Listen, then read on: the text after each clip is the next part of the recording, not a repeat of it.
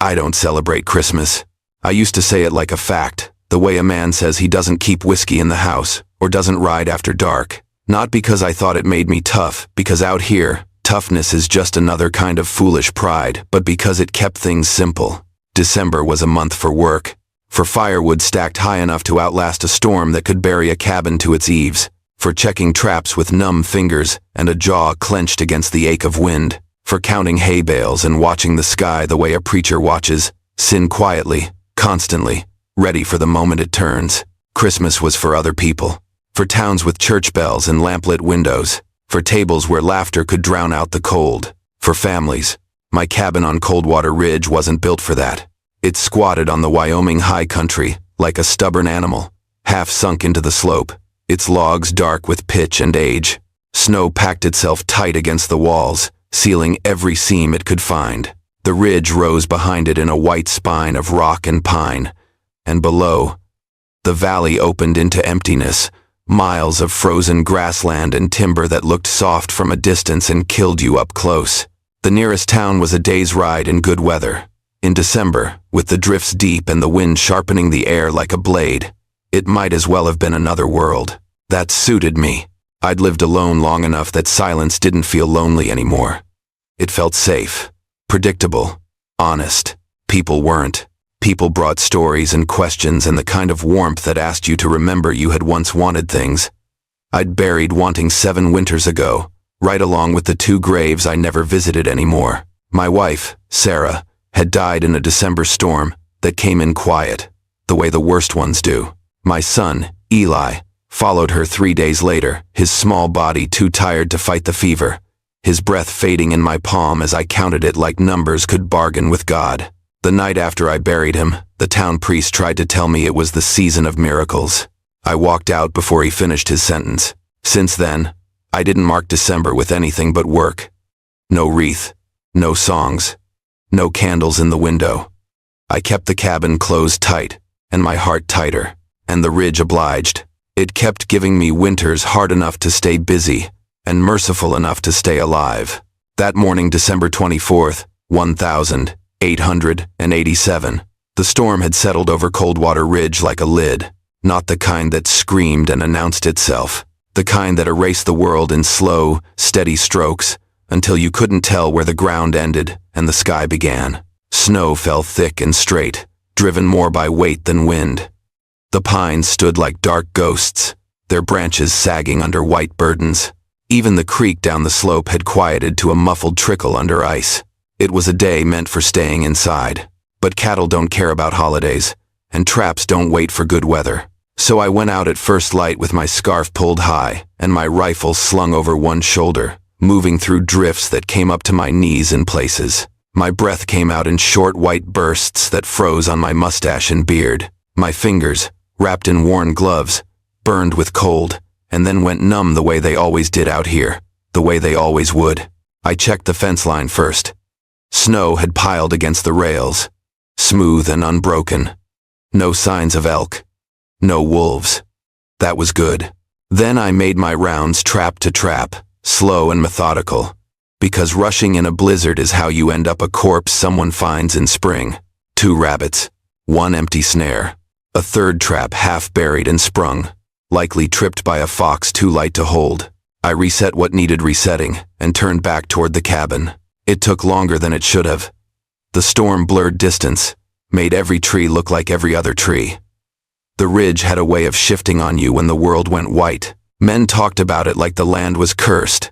I'd always thought it was simpler than that. The mountain didn't curse you. It just didn't care. By the time I reached the clearing around my cabin, my shoulders ached from fighting snow, and my boots were packed with ice. The roof needed clearing too much weight, and the whole structure would decide to come down with a sound like a gunshot. I set the rifle against the porch post, grabbed the shovel, and started working the way I always did. Head down, thoughts quiet, body moving on habit. I was halfway through the roof when I heard it. Not the wind, not the scrape of snow sliding off logs. A sound that didn't belong in my clearing. A crunch, soft, uneven, like someone stepping wrong. I froze with the shovel half lifted.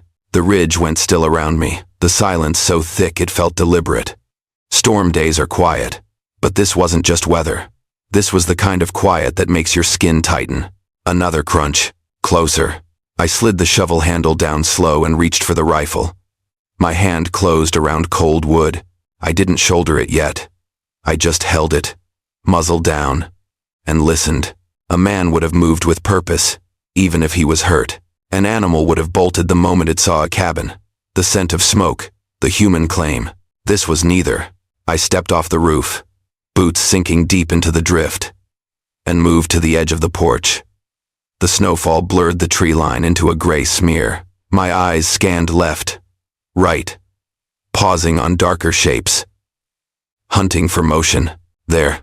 A figure staggered out of the whiteness like something the storm had shaped and then regretted. At first, I thought it was a boy. The frame was too slight, the gait too unsteady. Then the shape came closer, and the details made my stomach tighten. A woman. She was wrapped in a coat that wasn't meant for this kind of cold, thin wool, torn at one sleeve, the hem dragging in the snow. Her hair was damp and clumped, dark strands stuck to her cheeks. She held something against her chest, hunched around it like she could keep it alive by sheer will. As she stepped into the clearing, her boot— no, not a boot— her bare foot plunged into the drift and disappeared. Barefoot. In December. My grip on the rifle tightened until my knuckles hurt. She took one more step and nearly went down. Her knee hit the snow. She didn't scream, didn't sob, just caught herself on one hand and forced her body upright again, swaying like a candle flame in the wind. Then she raised her head and looked straight at me. Her eyes were pale in the stormlight, wide and raw, and there was nothing in them that could be mistaken for trickery. No calculation, no performance. Only the flat, animal terror of someone who knew exactly how close the end was. Her lips moved. The words came out thin, scraped raw by cold. "Please," she said. Her arms tightened, and I realized what she was holding wasn't a bundle of blankets. It was a child. A little girl, maybe 3 years old, wrapped in rags and a strip of faded red cloth. Her face was pressed into the woman's shoulder, her cheeks too still, her mouth slightly open. The child wasn't crying. That was the part that made the world tilt.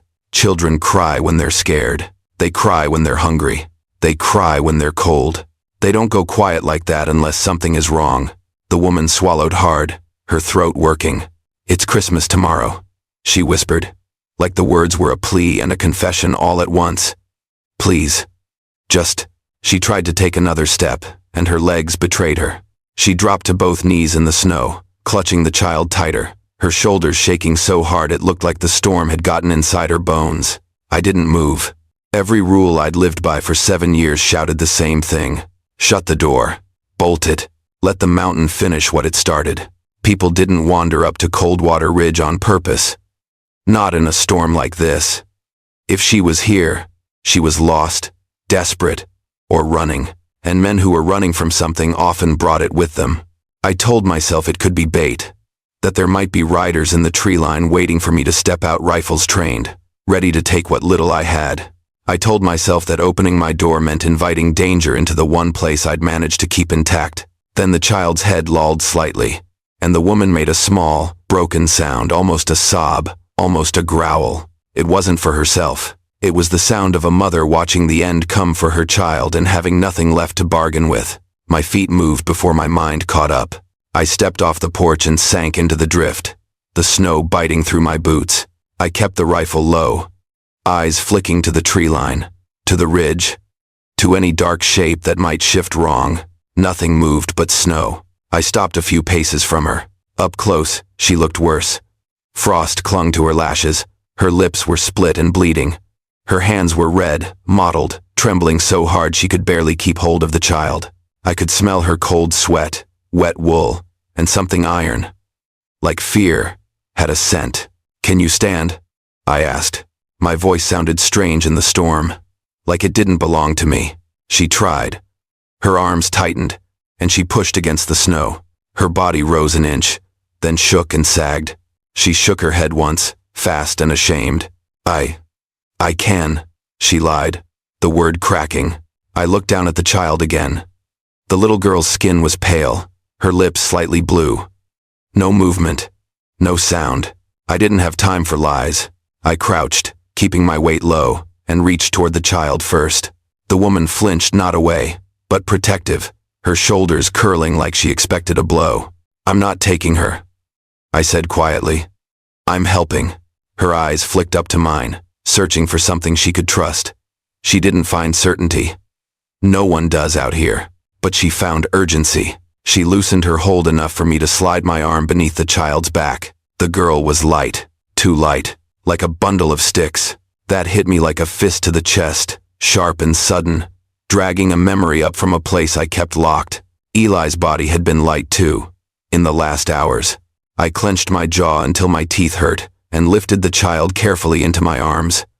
Her head rested against my shoulder, limp and cold as river stone. The woman swayed, one hand still reaching toward the girl like she couldn't let go all the way. "I'll carry her," I said.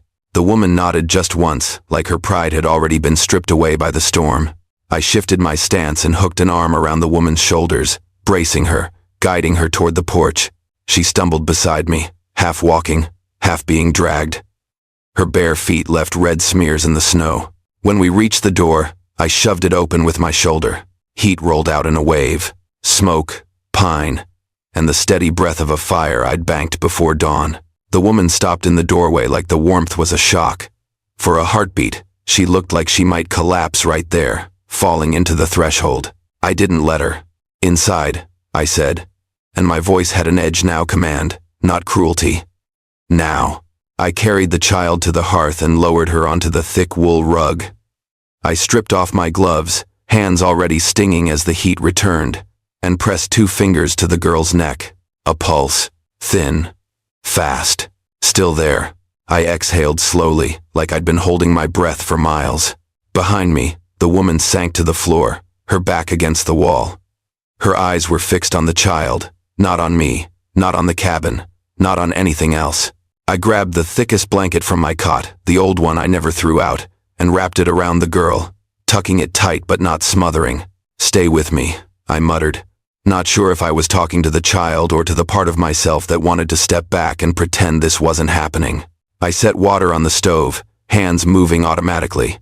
Kettle, tin cup, a pinch of salt, a spoon of honey I'd saved for sickness, not for holidays. I turned, held the cup out to the woman. "Drink," I said. Slow. Her hands shook so hard she spilled some on the floor. She didn't notice. She drank like a drowning person takes air. When she finished, she pointed weakly toward the child, her lips trembling. "For her," she rasped. "I will," I said. I crouched by the girl again, rubbing warmth into her hands with my own. Not fast, not hard, just steady, patient.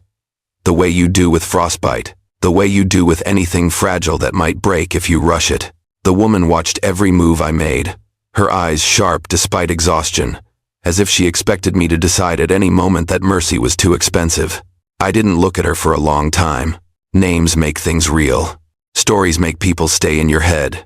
I wasn't ready for either. The kettle began to sing. As I lifted it off the stove, the woman's voice came again so quiet I almost missed it. "If they find me," she whispered. I paused, the tin cup in my hand. Her eyes met mine, and in them I saw something colder than the storm outside. Not fear of dying, fear of losing the child. "They'll take her," she finished. The words hung in the cabin like smoke. Outside, the storm kept falling, steady and silent, burying tracks, erasing evidence, as if the ridge itself wanted to pretend this moment hadn't happened. I set the cup down and looked toward the door.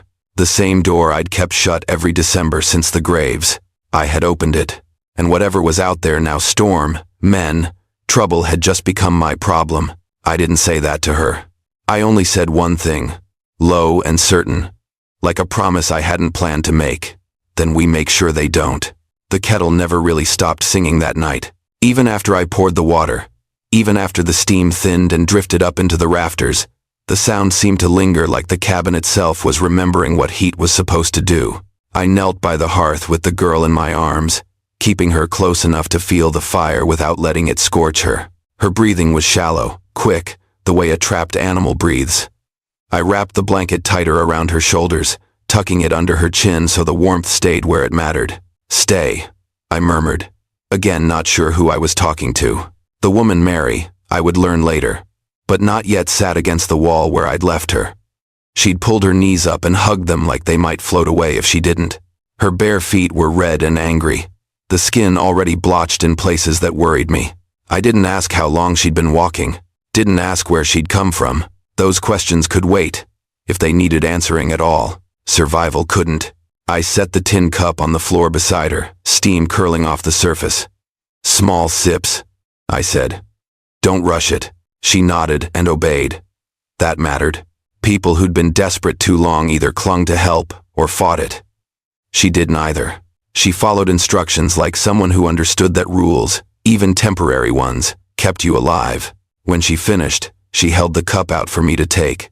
Her fingers brushed mine cold enough to make my skin sting. Your feet, I said, nodding. She hesitated, not because she didn't understand, because dignity doesn't die easily, even in a storm. I can, she started. You can later. I cut in, not unkindly. Right now, you sit. I don't. She lowered her head once and shifted closer to the fire. I fetched the basin, filled it with water warm enough to sting my wrist but not burn, and set it down between us. Ease them in, I said. Slow. She did as told, lowering one foot, then the other, her jaw tightening as the warmth bit. A soft sound escaped her. Pain held back, not released. I watched her hands white-knuckle the edge of the basin and waited until her breathing evened again. No rubbing, I added. You'll tear the skin. She nodded, eyes fixed on the water like it was something sacred. I turned my attention back to the girl. The child's lashes fluttered once as I pressed the warm cup to her lips. I tipped it just enough that a drop touched her mouth. Easy, I said. That's it. Her lips parted. Barely. She swallowed. It was the smallest movement in the world, and it felt like the cabin exhaled with me. I fed her the warm water in drops, patient as the fire. Her color didn't come back all at once, just a hint in her cheeks, a little less blue at the mouth, enough to keep going.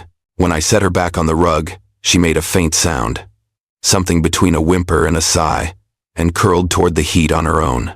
Alive. I sat back on my heels, the ache in my knees making itself known now that the danger had stepped back a pace. The woman watched everything I did.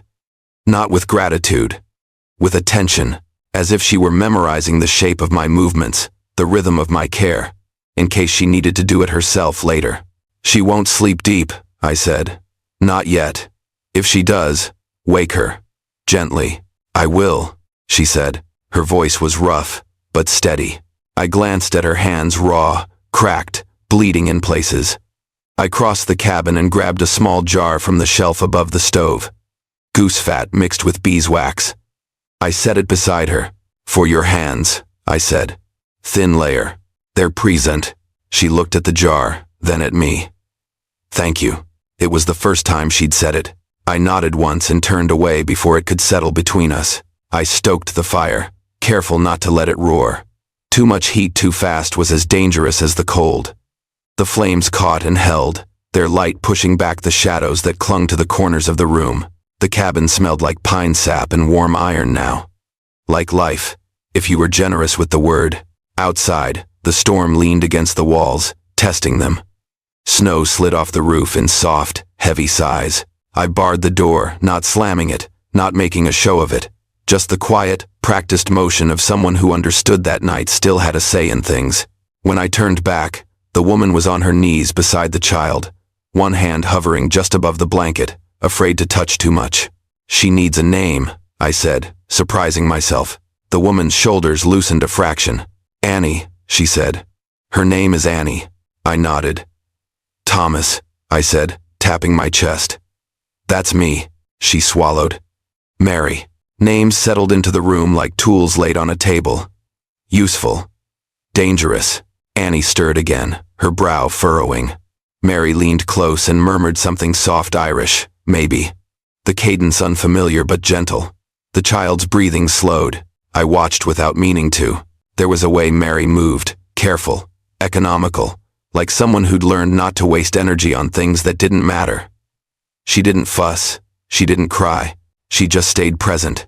Every inch of her focused on keeping the small body beside her anchored to the world. You can stay by the fire, I said after a moment. Both of you. I'll be over there. I gestured to the chair near the table, putting space between us without pushing them away. Mary looked up. We won't take much. As not mince. You'll take what you need, I said. That's the rule. She studied my face, searching for the trap in that sentence. When she didn't find one, she nodded. Time stretched. The kind of stretch that only happens when danger has passed, but hasn't forgotten you yet. I sat at the table, cleaning my rifle out of habit more than need. Eyes flicking up every few seconds to check the fire, the door, the two figures on the floor.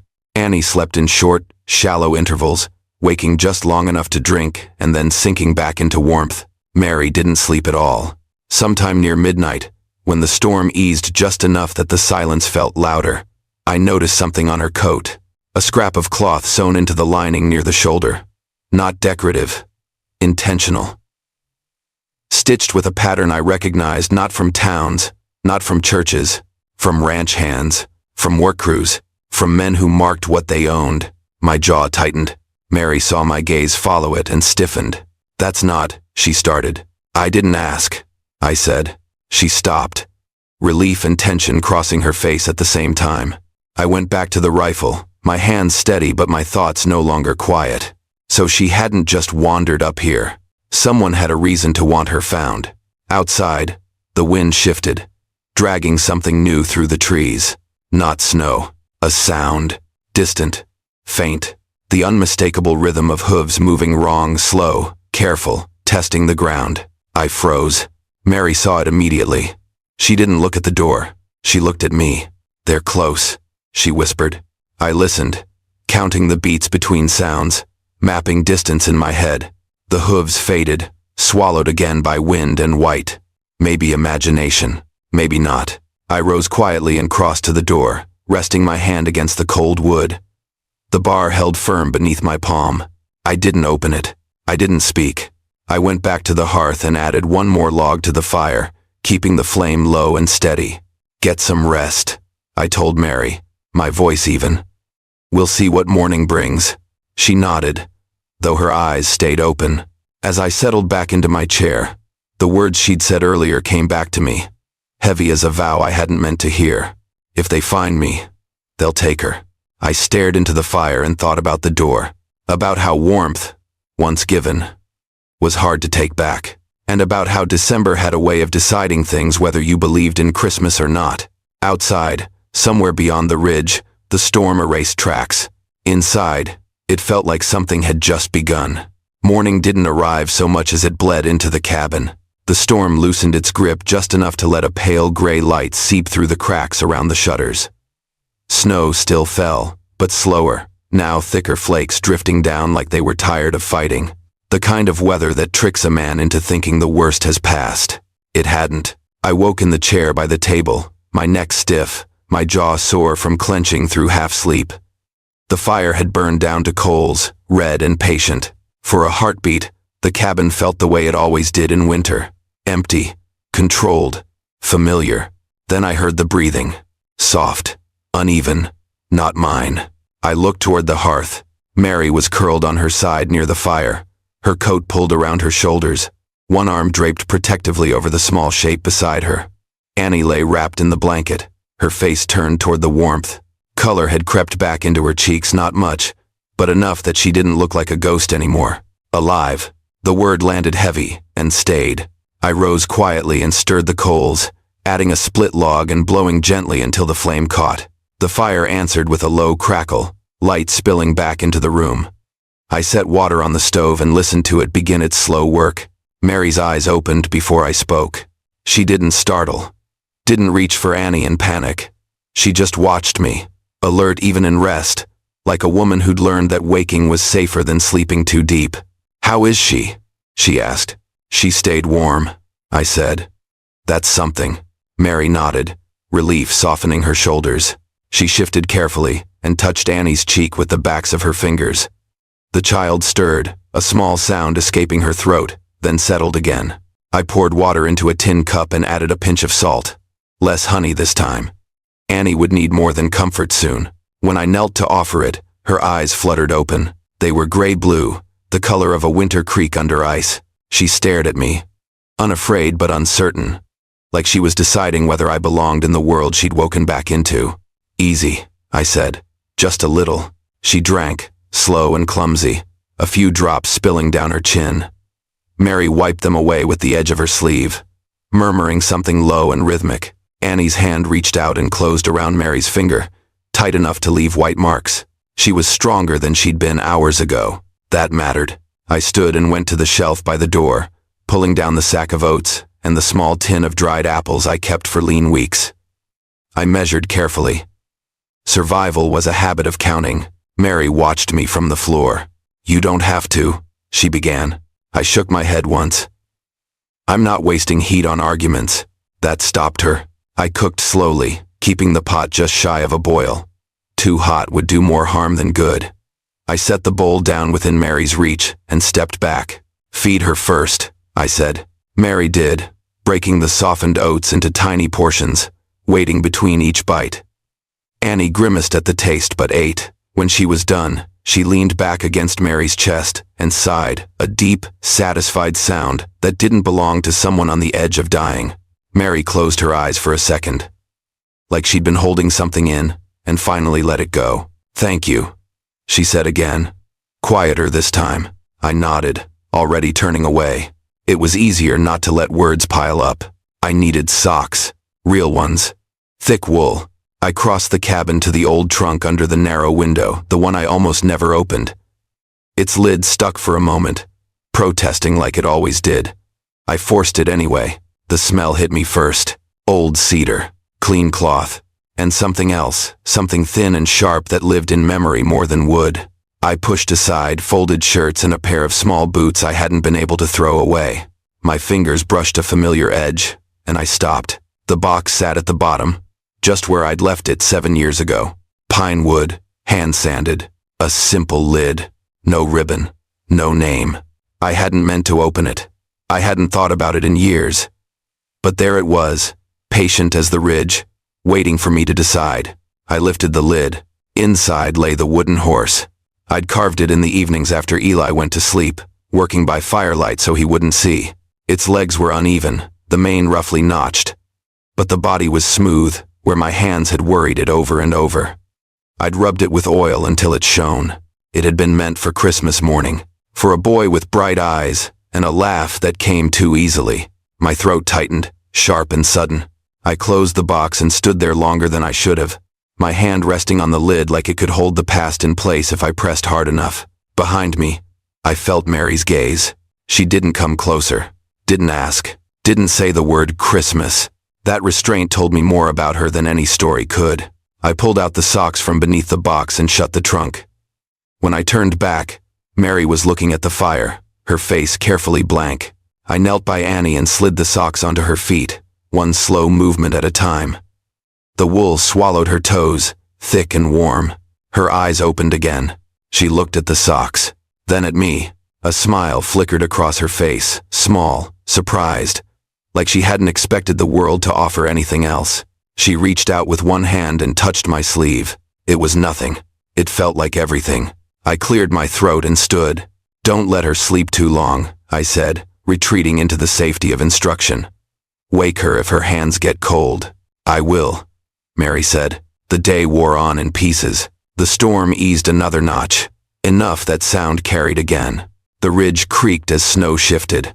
A branch cracked somewhere down the slope. Each noise made me pause, listening for what it might be hiding.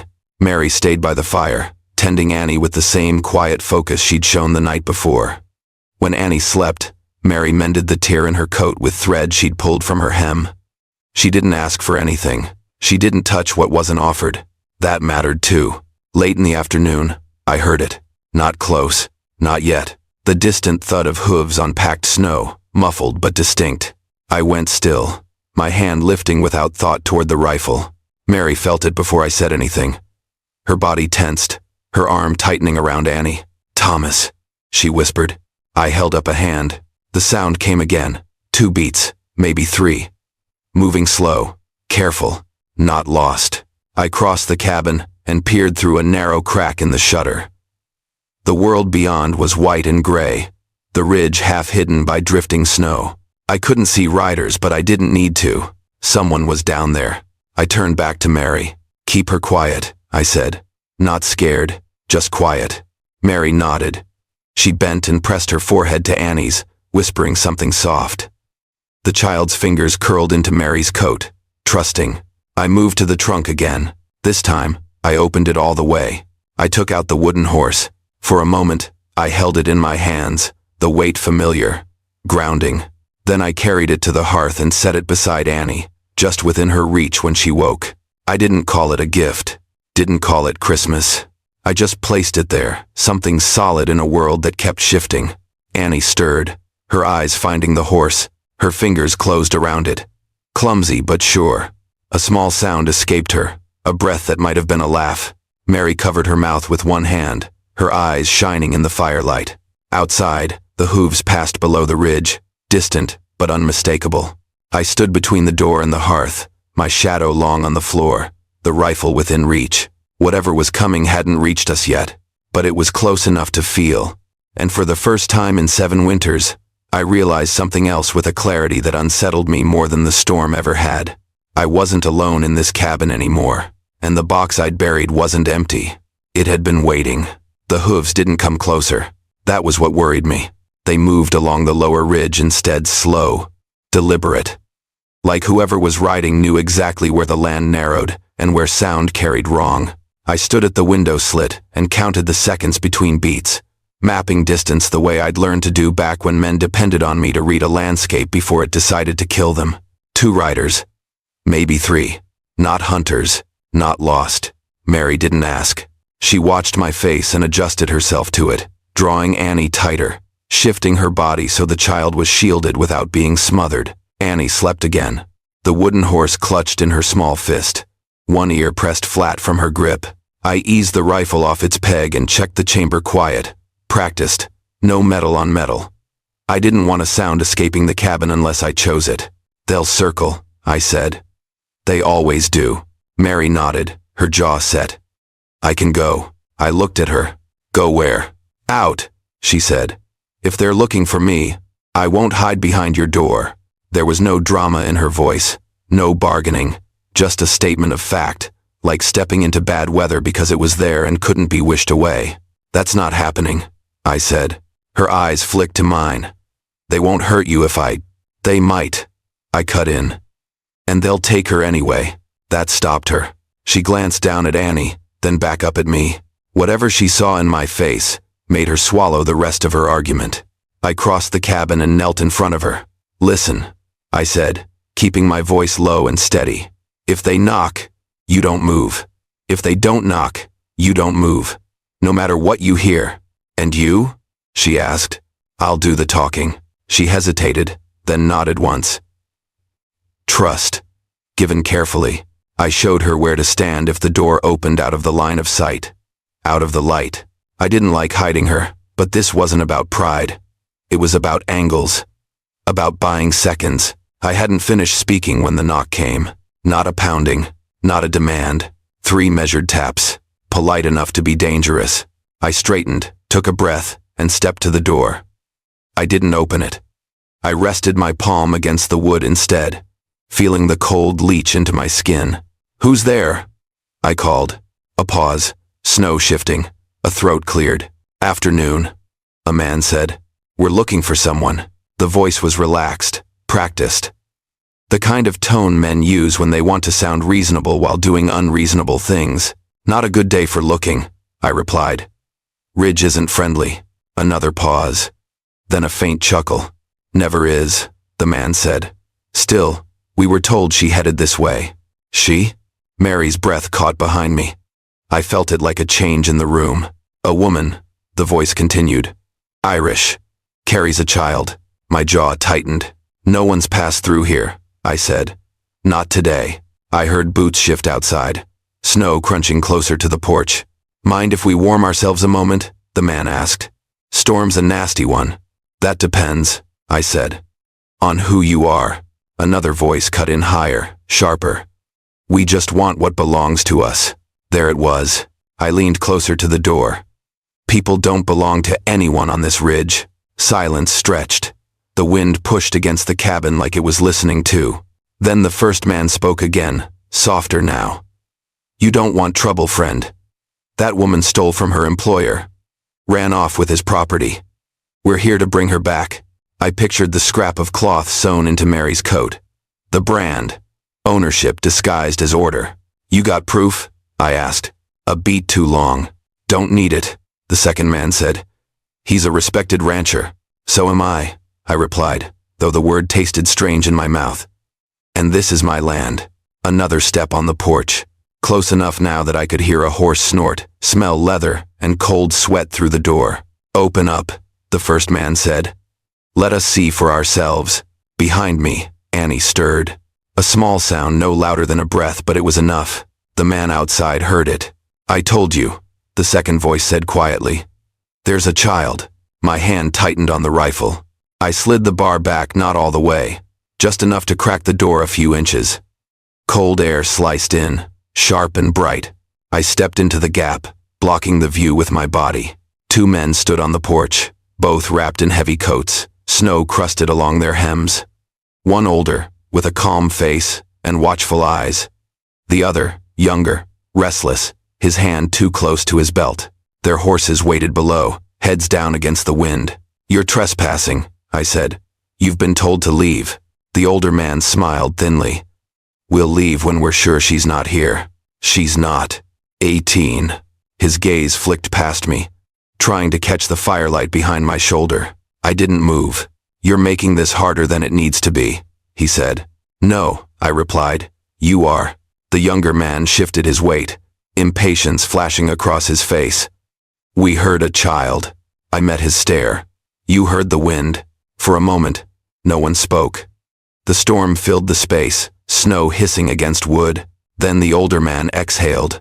Slow. All right, he said. We'll be back. I didn't ask when. I closed the door and drove the bar home, the sound loud in the sudden quiet. Mary was on her feet. Annie clutched tight against her chest. Her face was pale, but her eyes were clear. They'll return, she said. Yes. She took a breath. Then I should go. Before night. I shook my head. Not in this weather. And if they come again? I looked at the hearth, at the small figure wrapped in wool, the wooden horse lying against her chest. Then they'll find me instead, I said. Mary searched my face like she was weighing something heavy and fragile all at once. Finally, she nodded. Outside, the sound of hooves retreated down the slope, swallowed by white and distance. Inside, the cabin felt smaller, warmer, changed. I added another log to the fire and watched the flames catch. Whatever the ridge had decided to send my way, it wasn't finished. But neither was I. The men left the ridge the way wolves do, without noise, without promise.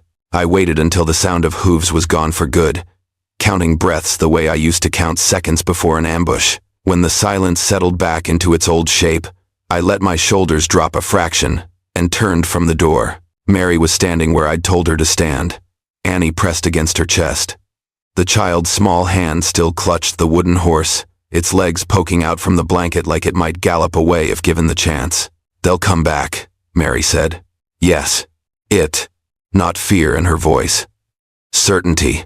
I crossed the room and checked the window boards, pressing on each one, until I felt the resistance answer back. I set the chair against the door not because it would stop a determined man, but because it would slow him. And seconds matter when choices are thin. Sit, I said to Mary, nodding toward the hearth. She didn't argue this time. She lowered herself carefully, easing Annie down so the child could rest against the warmth. Annie's eyes were open now, tracking the firelight with quiet fascination, her breathing steady and sure. Alive. The word came back again, heavier than before. I moved through the cabin, putting things where I could reach them without looking. Rifle by the chair, knife on the table, lantern filled and trimmed. Not preparation for a fight, preparation for control. Mary watched me from the floor. You don't have to do this, she said. I paused at the table, my hand resting on the lantern. Do what? Choose trouble, she said. Because of us. I met her eyes. I didn't choose trouble, I said. It came looking. I'm just deciding how it leaves. She studied me for a long moment, then nodded, as if accepting the shape of that truth. The kettle began to whisper again. I poured the water and mixed a thin soup from what little I had left: oats, a scrap of salt pork shaved fine, dried apple for sweetness. I handed the bowl to Mary. "For you," I said. "She's had enough for now." "Okay." Mary hesitated, then ate. Slowly, carefully, like someone who knew hunger but refused to let it rule her. When she was done, she set the bowl aside and pulled Annie closer. The child leaned into her, heavy with warmth and sleep. It was quiet then, the kind of quiet that presses on you, asking questions. I sat in the chair by the table and rubbed my hands together, feeling the sting of heat return to fingers that had lived in the cold too long. My gaze drifted, unbidden, to the far corner of the cabin, to the narrow shelf above the trunk. The box wasn't there anymore. I'd moved it without thinking, sliding it beneath the cot, closer to the fire, closer to now. Mary followed my eyes.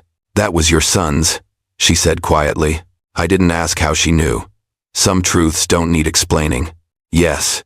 She nodded once. "He would have liked the horse." The words landed without weight or judgment, just observation. I swallowed. "He did," I said, surprising myself with the certainty. The wind rose outside, testing the eaves again, as if the ridge had decided it wasn't done with us yet. Snow hissed against the walls. The fire answered with a steady crackle. Mary shifted, careful not to wake Annie. "We won't stay long," she said. "Once the weather breaks." I looked at the door. At the bar, I'd slid back into place. "Weather breaks when it wants," I said. "Not when we ask." She took that in. "And if they come back tonight?" she asked. I didn't answer right away. I watched Annie's chest rise and fall, the wooden horse tucked under her chin like a secret. "Then we make it to morning," I said. "That's the only plan that matters." Mary nodded, accepting the simplicity of it. I rose and crossed the cabin, stopping by the door. For the first time in years, I unhooked the small bundle of green I'd hung there once: pine boughs, dried stiff with age, forgotten behind coats and rope. I set them on the table, their scent faint but real. Mary watched, puzzled. "It keeps the draft down," I said, tying them along the door seam. "That's all." She didn't smile. She didn't call it anything else. Night settled fully then, thick and blue, the kind of dark that swallows distance. I doused the lantern and let the fire do the work, its glow low and honest. We took turns watching, Mary first, while I closed my eyes and rested my head back against the wall. Not sleep, just stillness, the kind you borrow when you need to keep going. When I opened my eyes again, the cabin looked different, not softer, just inhabited. Mary sat with her back against the wall, eyes open, one hand resting on Annie's blanket. The child slept deep now, the horse fallen to the rug by her side. I stood and picked it up, setting it back against her chest where it belonged. Mary noticed. She nodded once, a quiet thank you without words. Near midnight, the wind shifted again. This time, it carried voices, distant, muffled. Two men, maybe more, talking low somewhere below the ridge. Mary stiffened, her eyes met mine. "Stay," I whispered. She did. I moved to the door and listened, my breath shallow, my body still. The voices drifted closer, then stopped. I could hear a match strike, a cough, the clink of metal. They were waiting. I closed my eyes for a second and let the cold memory surface: the December night. Years ago, the sound of wind against a window I hadn't sealed well enough, the weight of a small body in my arms. I opened my eyes again. Not tonight. I lifted the rifle and rested it against my shoulder, not pointing, not threatening, just ready. Behind me, the fire held steady. Mary's breathing was calm. Annie slept, warm and alive, the world reduced to this one room, and the choices made inside it. Outside, the men lingered in the dark. Inside, the night before Christmas stretched on long, quiet, and unforgiving. But we were still here, and for the first time since I'd sworn never to mark this night again, I found myself thinking something I hadn't allowed in years. If we made it to morning, it might be enough. Morning came without ceremony. No bells, no light breaking clean through cloud, just a thinning of the dark, the fire still breathing, and the sound of wind easing off like it had finally said all it meant to say. I opened my eyes to a pale strip of gray along the shutter seam. Dawn. I hadn't slept. Not really. But the kind of rest that comes from knowing you've held the line through the worst of the night settled into my bones all the same. The voices outside were gone. No boots on snow. No cough. No horse shifting its weight. I stayed still a moment longer, listening, letting the ridge tell me what it would. Nothing answered back. I rose quietly and went to the door, easing the bar free an inch at a time. Cold air slid in, sharp but clean. The clearing lay untouched, the snow smooth and unbroken except for yesterday's half-buried tracks already losing their edges. Whatever men had come up the ridge had chosen not to push their luck. I closed the door again, not barred this time, and turned back to the hearth. Mary was awake, sitting upright with Annie wrapped against her chest. The child's cheeks were pink now, her hair warm with sleep, her breathing slow and deep. The wooden horse rested in the crook of her arm like it had always belonged there. Mary met my eyes. "They didn't come back," she said. No. The word carried more weight than relief. It carried decision. I set water on the stove and sliced bread from the last loaf, thick and uneven. I shaved off a small curl of salt pork and laid it in the pan, letting the fat melt down slow. The smell filled the cabin, simple, grounding.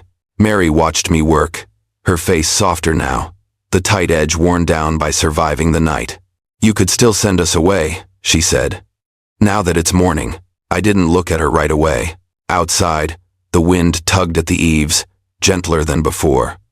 The storm hadn't ended, but it had stepped back. "We'll see what the day brings," I said. "That's all anyone gets." She nodded, accepted the answer for what it was. When the food was ready, I set a plate on the floor beside the hearth. Annie woke as the warmth and smell reached her, blinking up at the room like it was new to her. She looked at the bread, then at me. "Morning," I said.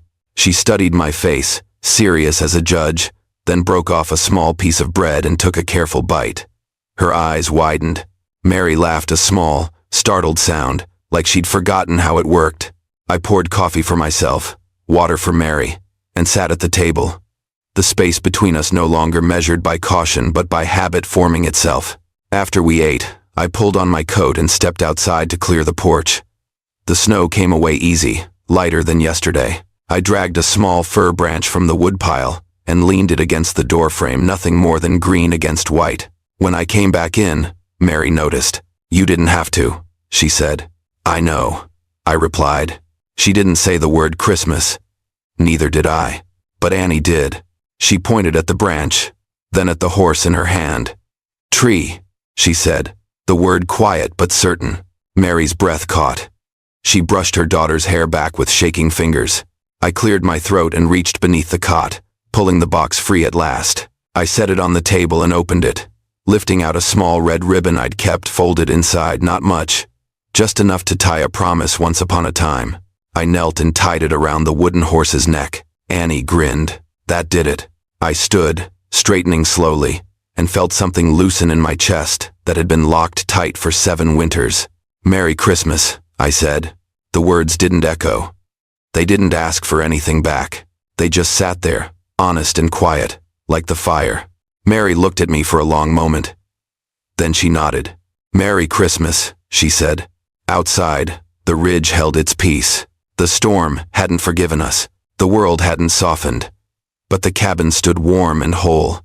And inside it, a child laughed softly. A woman breathed easier. And a man who had once sworn off December entirely found he no longer needed to. I didn't promise them anything. I didn't need to. The door stood unbarred. The fire held. And for this one morning, that was enough. On Coldwater Ridge, Christmas came not with miracles, but with warmth kept, choices made, and a quiet peace that stayed.